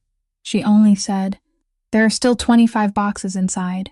Then she bent forward and began coughing again. Ruth tightened her hold around Delphine's shoulders. Neither woman said anything else. At the northern end of 31st Street, the fire engines turned the corner, and their red lights swept across the brick wall, across the snow, and across the 7 soaked cardboard boxes lying in the middle of the sidewalk, boxes of paper that no one in the house on Kestrel Hill had ever believed were worth a single cent. August Derail arrived on 31st Street after the fire had been extinguished and the dawn was drawing near. He stood on the sidewalk for about 10 minutes. He looked at the red brick wall blackened with smoke all the way to the roof, at the arched windows that were now nothing but empty frames, and at the 7 soaked cardboard boxes that had been pulled out of the way and stacked beneath the awning of the neighboring building. Then he looked at the 2 women sitting on the rear step of a fire engine, wrapped in silver blankets, their faces streaked with soot, one of them still coughing in fits. He didn't ask anyone a single question. The police arrived at 7 o'clock. They took statements. An investigator told August that the fire was clearly deliberate, that traces of an accelerant had been found at the rear of the building, and that if he suspected anyone, this was the time to say so. August thanked him. He didn't give him a single name. He signed the report, handed over the business card of the attorney on Wincoop Street, and returned to the car. Inside, he made 3 phone calls. The first lasted 9 minutes. It went to a man in Long Beach whom August had never met. A man who controlled loading and unloading operations at 3 ports along the West Coast, and had never signed a contract with Denver. August didn't threaten him. He merely told him something he didn't know. About Kansas City money that had passed through his ports for 2 years without him receiving a share, and about the name of the man who had arranged it. The second call lasted 4 minutes and went to a woman working in the compliance department of a regional bank in Wichita. August didn't ask her to do anything. He only sent her a file and told her that it was perfectly acceptable if she chose not to open it, but that someone else would open it within a month, and when that happened, the only question left would be how long she had known. The third call lasted 1 minute and 10 seconds. No one knew whom August called. Afterward, he placed the phone face down and sat in silence while Terrence Vale drove back toward Kestrel Hill. August Durrell didn't take a single step outside Denver during the 7 days that followed. He didn't go to Kansas City. He didn't send anyone to Kansas City.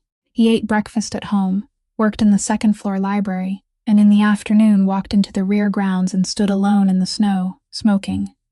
On the second day, Kansas City lost its loading contract in Long Beach. That contract accounted for nearly half of its legitimate revenue, and it wasn't canceled.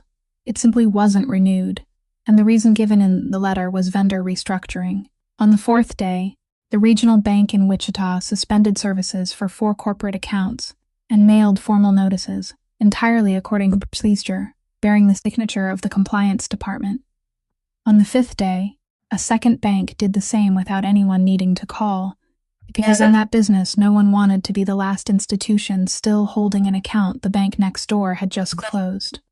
By the 6th day, Ansel Rourke could no longer make payroll. That was the only detail that truly mattered, and it was so small that no one outside could see it. An organization didn't collapse because it lost a contract. It collapsed on the morning 40. Men opened their envelopes and found them than they had been the month before.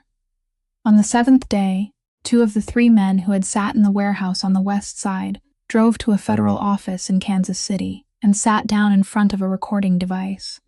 They didn't turn Rourke over in the name of justice. They turned him over because he could no longer pay them, and because one of those men had spent all 7 days thinking about a question a man in Denver had told them to consider all the way home. During those 7 days, August Durrell never raised a hand once. Terrence Vale stood beside the car in the Kestrel Hill garage on the evening of the 7th day when the news about Rourke arrived. Ruth was there, waiting to be driven to Ridgeway. She had heard what people in the house had been whispering all week, and she still didn't stand or understand what had happened, because nothing had happened at all. No one had been hurt. No one had disappeared. There hadn't been a single sound. She asked Terrence. He wiped his hands on a rag, folded it, and placed it on the hood of the car. "You want to know what he did," he said. Ruth nodded. Terrence looked through the garage entrance, where light from the great house spilled across the snow in the courtyard. They burned down his building. He didn't burn down anyone else's. He didn't strike back. He opened the car door for her. He only sat in the library for 7 days and removed every screw, one at a time, from the chair they were sitting in. He closed the door. Then he waited for them to fall on their own. The 7 soaked cardboard boxes were brought back to Kestrel Hill and spread across the floor of the second-floor library to dry. They were all that remained. The other 25 boxes had turned to ash on 31st Street, and the attorney on Wincoop Street, plainly that 7 boxes weren't enough. that convicting a man like Harold Pike required an unbroken chain of evidence, and that what they had managed to pull from the fire amounted to nothing more than scattered fragments that led nowhere. He said it with the weary expression of a man who had practiced law for a very long time. Ruth sat on the library floor with those stacks of paper for 3 nights. No one told her to sit there. She sat because she couldn't sleep, and because the names inside those 7 boxes belonged to people whose faces she knew. Paper curled and turned brittle as it dried, and she had to lift each page with the tips of 2 fingers. On the 3rd night, she saw it. She hadn't been looking for it. That was important. She was turning through a stack of invoices from a table linen supplier, and her eyes were tired, and she held the page farther away so she could see it more clearly. The ordinary gesture of someone whose eyes had begun to ache. And from that distance, beneath the desk lamp, she noticed that the signature in the lower right corner wasn't one continuous line. There was a break in it. Very small, at the base of the first letter, where the stroke descended and then curved upward, the ink fading for about 1 millimeter before becoming dark again. Ruth sat up straight. Her father had kept a box in his shop filled with broken things customers never returned to collect. There were pens inside. He used to tell her that a fountain pen was the simplest machine being made, and also the most honest, because it couldn't conceal anything. The nib was made of 2 metal tines pressed together, and if someone dropped the pen once, only once, those 2 tines shifted out of alignment.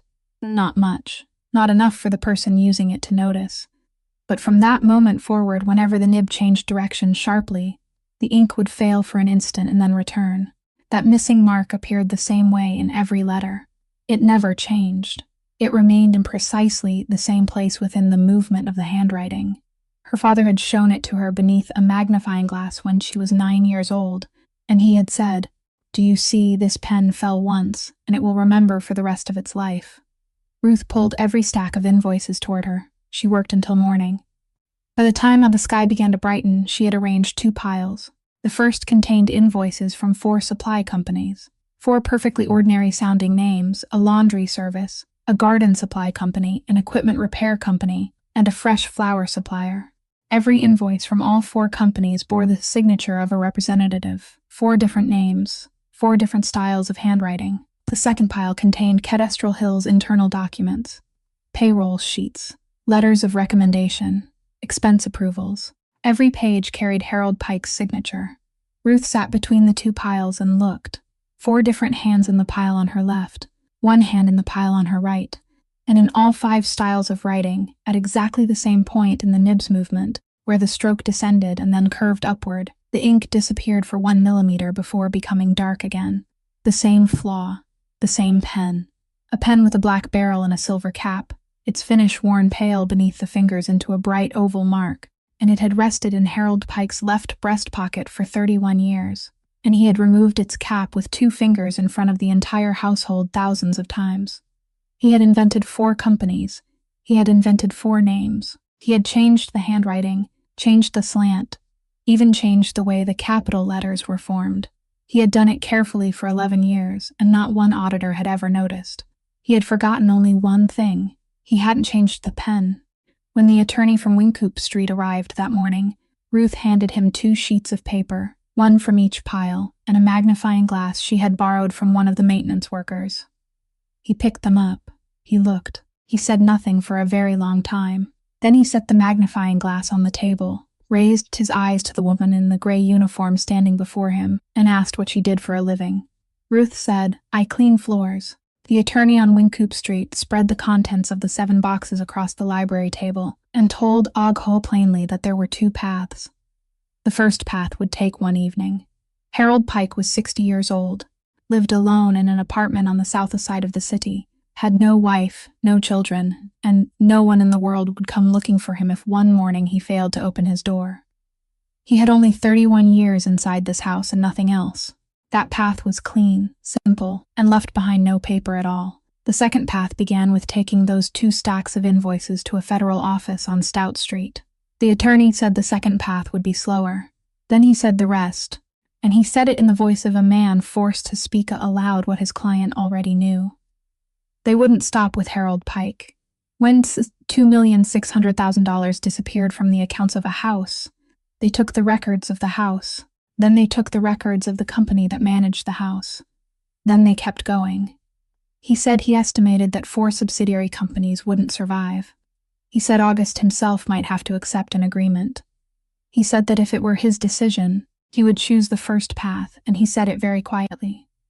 August sat motionless behind the desk for the entire evening. By midnight, he was still there. Ruth brought up 2 glasses of water, set one in front of him, and sat in the chair across from him without waiting to be invited. He didn't send her away. "You heard everything," he said. "Yes, then speak." Ruth didn't answer immediately. She looked down at the tabletop, where the 2 stacks of paper still rested, the pile on the left bearing 4 false names, the pile on the right bearing 1 real name. "If you choose the first way," she said, "then tomorrow morning you will still have 4 companies. This house will still be standing. No one will investigate you. No one will know anything, that's right. And Mr. Pike disappears, that's right." Ruth raised her eyes. "Then what?" August didn't answer. 30 years ago, there was a woman in this house," Ruth said. "That night, someone decided no one would be called. There was no press, no investigation, not a single piece of paper. They closed the door on the 3rd floor, and the house carried on, and for 30 years no one said one word about what happened." She placed one hand on the table. "Do you know what that is called? It is called silence. It is what killed her, not a 30-year-old employee. The silence that people could buy." She looked directly at him. "And now you intend to make him disappear in silence." She spoke the final sentence very slowly. "If you do that, then your mother still dies in silence." A second time, Auguste Durrell said nothing for a long while. He sat there with both hands resting on the table, while the fire in the hearth burned down to red embers, and beyond the windows snow continued falling over Kestrel Hill as it had throughout that winter. Then he stood and left the room. The following morning, he came down to the great hall before daylight had fully arrived. He wore a white shirt without a tie, his sleeves lowered and buttoned at the wrists. He carried his coat in one hand. In the other was a leather briefcase no one had ever seen him carry before. He walked past the silent grandfather clock standing against the wall. He didn't stop. Terrence Vale opened the car door. No one went with him. No one followed. The black car descended the hill through the snow and turned onto Stout Street while the stores were still closed. The federal office was on the 9th floor. Auguste Durrell entered through the front doors, handed his identification to the clerk at the desk, and waited for 18 minutes in a plastic chair beside 4 other people. No one recognized him. When his name was called, he stood, walked into the inner office, and placed the leather briefcase on the table. He opened it. Inside weren't the 2 stacks of Harold Pike's invoices. Inside were the complete records of 4 subsidiaries belonging to Durrell Holdings. 12 years in full, not a single page missing, along with a statement already signed in the lower right corner. The investigator seated across the table looked at the documents, then looked up. He asked where August's attorney was. August said he was on his way. The investigator asked whether he understood that anything he handed over there could be used. August said he did. He asked who had told him to come. Auguste Durrell looked down at the records on the table. 12 years of his life stacked 4 fingers thick, and said no one. Then he pushed them forward. 3 weeks later, when the records were already at the office on Stout Street, and there was nothing left to do but wait, August summoned Ruth to the library. He wasn't sitting behind the desk.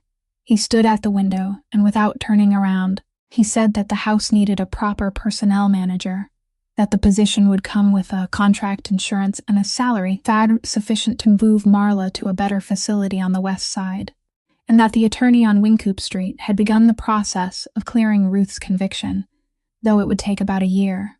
He said all of it in the voice of a man reading contractual terms, and Ruth understood that this was the only way he could bring himself to say it. She stood in the middle of the room and didn't answer immediately. She had been thinking about this for 3 weeks. "Mr. Durrell," she said. He turned around. "If I accept," Ruth said, "then 30 years from now, someone in this house will point at me and say, 'There, she was the maid, and the master chose her,' and they'll be right. That will be what my whole life becomes. Not because I was bad at the work, because I was chosen," she continued before he could interrupt. "I don't want you to choose me. I want there to come a day when you have to ask whether I agree to stand beside you." Auguste Durrell looked at her for a very long time. He didn't argue. He nodded once, only once. and Ruth realized that it was perhaps a respectful thing this man had ever done for anyone. She went downstairs, borrowed the maintenance worker's old car, and drove to Ridgeway alone. The snow had stopped. The parking lot was bright and wet, the melting snow running in long streaks across the asphalt. The corridor was still far too warm. She signed the visitor's book. Room 12B, the door left slightly open. Marla sat in the armchair beside the window, wearing her pale pink cardigan, her hair neatly brushed by someone.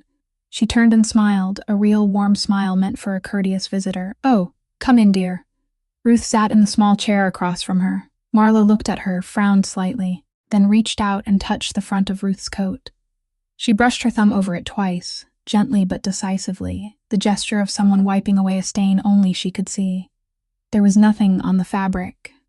"You have a little thread showing," she said, brushing it once more. "There, all clean now." Ruth sat perfectly still. No one had made that gesture toward her in 20 years. She reached into her coat pocket. Her fingertips found the small object made of soft plastic at the bottom, where it had rested for 4 years, and this time she didn't leave her hand there. She took it out. She placed it on her palm and opened her fingers. A hospital wristband, yellowed with age. The printed words faded until only she could still read them. "Baby girl Fontaine." Marla looked down at Ruth's hand, curious and polite. Ruth heard her own voice, and it was so low that it was almost soundless. "Mom," Marla continued, looking at the wristband. "I named her after you," Ruth said. "Marla. I called her Marla." She drew a breath, and her voice remained steady, still clear, still slow, exactly as she had taught herself 8 years earlier. "I didn't have time to put it on the papers. This is all they wrote." She turned the band in her palm so her mother could see the faded words. "I wanted you to know. I only wanted one person in this world to know that she had a name." Marla Fontaine raised her eyes. She looked into her daughter's face, and there was nothing in those eyes, not a spark, not a fragment, only the kindness of a very gentle woman receiving a young stranger she didn't know. She reached out and patted the back of Ruth's hand twice. "You're such a good girl," she said. Then she turned toward the window and began telling Ruth about the bird that had perched on the windowsill the day before. Ruth listened to the whole story. She listened from beginning to end, as she always did. Then she closed her fingers tightly around the wristband, stood, adjusted the blanket over her mother's knees, and said she had to leave. Marla told her it was slippery outside and to be careful. Ruth walked the length of the corridor. She signed out at the reception desk, pushed through the glass doors, crossed the parking lot, and opened the door of the old car. She sat oil and closed the door. She inserted the key into the ignition. She didn't turn it. Ruth Fontaine sat inside that car with Boassa and Sylvester mumming on the steering wheel, and the thing that had closed inside her when she was 19 years old opened again. She didn't know what it would be like. No one had prepared her. It wasn't gentle. It wasn't relief. It came like something held underwater for too long that had finally broken free, and she folded over the steering wheel and cried, and she cried for 20 minutes in an empty parking lot on the south side of Denver, where no one could see her, and there was no one for whom she had to keep her voice clear. Harold Pike's trial lasted 9 days, and there was nothing dramatic about it. That was what Ruth hadn't expected. She had imagined there would be a moment, a question that broke him, the sound of someone suddenly rising to their feet. Nothing like that happened. There was only a courtroom paneled in pale wood, brow protector, and a forensic document examiner who sat on the witness stand for nearly 3 hours, explaining to the jury the 2 metal tines of a fountain pen nib, and what happened when someone dropped it once. He projected an enlarged image of one signature onto the screen, then another, then another. 4 different names, 4 different styles of handwriting, and at exactly the same point in the movement of the nib, the same interruption in the ink. The jury looked at the screen. No one needed to explain anything more. The prosecution didn't call Ruth Fontaine to the stand. The attorney on Wingcoop Street had anticipated that, and he told her plainly that it was the best thing that could have happened, because if she took the stand, the other side would have exactly 4 minutes to read her old conviction aloud for 12 people to hear, and after those 4 minutes, everything she said would carry only half its weight. That the case didn't need her. It needed only the documents. Ruth sat in the 3rd row wearing the only coat she owned, and she listened as a man was convicted by the very things he had written with his own hand over 11 years. Delphine Okonkwo did take the stand. No one had asked her to. The prosecution had enough records and had already said no additional witnesses were necessary. She registered anyway. Ruth knew why that was difficult. In a drawer inside the steward's office at Kestrel Hill was a file bearing the name Okonkwo, and Harold Pike had kept it for 9 years, and only he and Delphine knew what was inside. He sat at the defense table when she walked to the witness stand, and he looked directly at her. Delphine didn't look at him. She faced the jury and answered every question in a steady voice, never rushing, occasionally stopping to cough, because her lungs still hadn't fully healed from the night on 31st Street. She testified about the laundry invoices she had signed for 9 years, acknowledging deliveries that had never arrived. She testified about the one time she had asked a question, during her 2nd year, and about what happened afterward. Near the end, the prosecutor asked her one question. She asked why Delphine had waited until now to speak. Delphine Okonkwo remained silent for several seconds. Then she said, "I was silent for 9 years. The prosecutor waited. I know why I was silent. I had reasons, and they were real reasons. If you ask me, I can explain them, and I can explain them very clearly." She raised her head. "But being able to explain something doesn't make it forgivable. Fear explains why I stayed silent. It doesn't forgive me for staying silent." No one in the courtroom said anything. Delphine stepped down.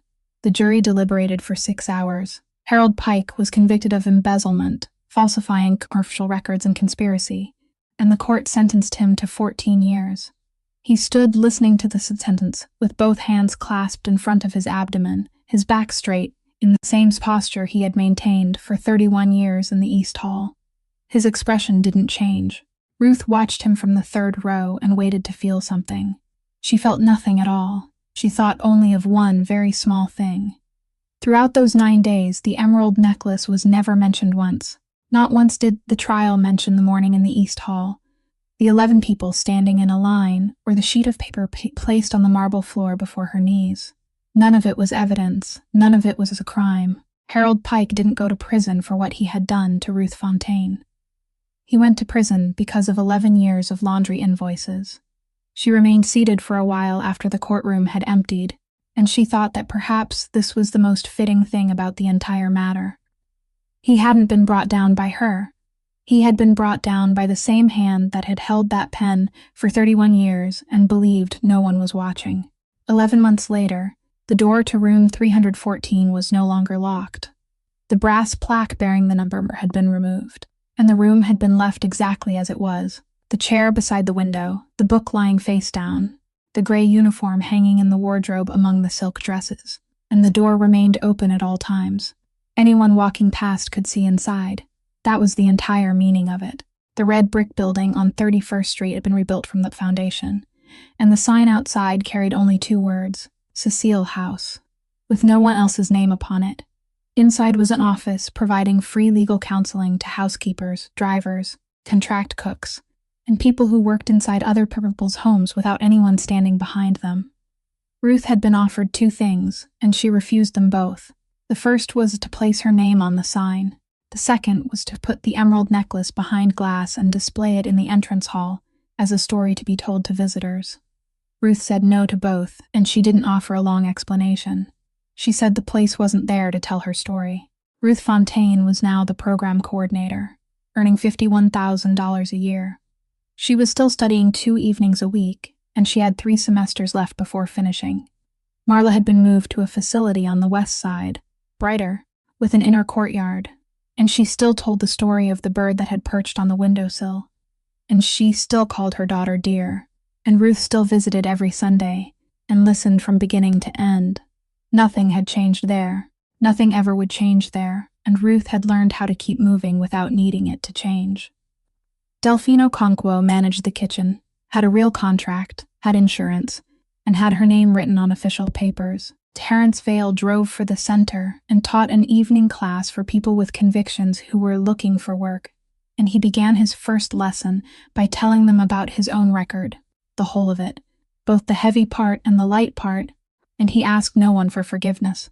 That Saturday afternoon, a 9-year-old boy named Wesley, Delphine's son, sat on the hallway floor with a box of crayons and finished a picture of the red brick house with an orange sun in one corner, then climbed onto a chair and taped it to the wall with 4 crooked pieces of tape. He studied it for a moment with a satisfied expression, then ran into the kitchen to call his mother to come see, and their laughter echoed throughout the hallway. On the wall beside the entrance, above Wesley's drawing, a sentence had been painted in plain lowercase letters without decoration. No one earns dignity through wages. It is already theirs before they walk through the door. And at Kestrel Hill, on a February afternoon, Ruth Fontaine stood before the walnut grandfather clock for the final time. She opened the back panel. There was nothing trapped by its side anymore. She inserted the key and wound it slowly, 8 turns, exactly as her father had taught her, then reached inside, pushed the pendulum to the right, and released it. It completed one swing, then it returned, then it continued. The first tick sounded very small, almost non-existent, and then it grew louder within the empty expanse of marble, steady and certain, filling the great hall with a sound the house hadn't heard in 30 years. Ruth stood listening, and she understood that throughout those 30 years, her father had remained inside this house, in the wooden panel pressed against the wall, hidden in darkness beside another name. Auguste de Railstow stood about 10 feet away from her. He still had 14 months of probation remaining. The 4 subsidiaries were gone. He didn't come any closer, and she didn't turn around. They remained that way, 10 feet apart, surrounded by the ticking. "You didn't change this house," he said.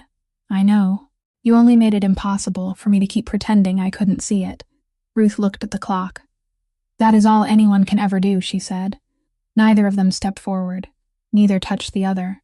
They both knew why, and they both left the distance between them exactly as it was.